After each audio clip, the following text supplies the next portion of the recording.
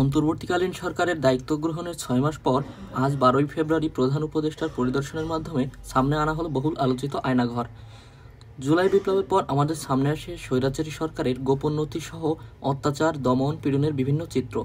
শোনা যায় নিপীড়ন কক্ষ হিসাবে স্বীকৃত আয়নাঘরের নামও। এতক্ষণে শুনছিলেন শিরোনাম, এখন শুনবেন বিস্তারিত।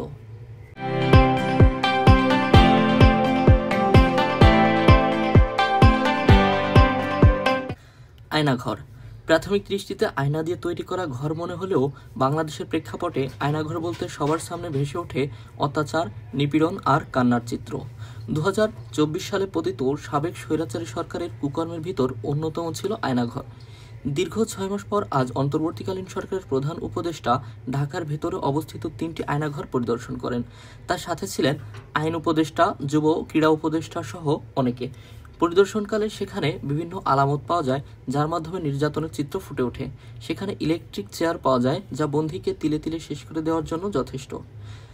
প্রধান উপদেষ্টা তার ফেসবুকের মাধ্যমে জানায় যে প্রধান উপদেষ্টা অধ্যাপক মোহাম্মদ ইউনূস বুধবার ঢাকার ৩টি স্থান পরিদর্শন করেছেন, যেগুলো পূর্বে নির্যাতন কক্ষ এবং গোপন কারাগার হিসেবে ব্যবহৃত হতো।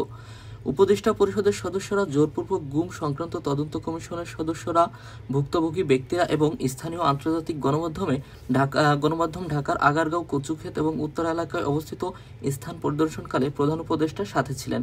এই সময় যুব ক্রীড়া উপদেষ্টা আসিফ মোহাম্মদ সজুক ভূঁইয়া আয়নাঘরের একটি কক্ষ দেখে নিশ্চিত করেন যে জুলাই বিপ্লবের সময় তাকে সেই কক্ষে রাখা হয়েছিল। দিনের পর দিন আমাদের সামনে পতিত সরকারের কুকর্মের রহস্য উদ্ঘাটন হলেও ধরাছোঁয়ার বাইরে রয়ে গেছে বিচার কার্যক্রম। তবে কি বৃথা যাবে আবু সাঈদ, মীর মুগ্ধের মতো হাজারো শহীদের আত্মত্যাগ? প্রশ্ন থেকেই যায়।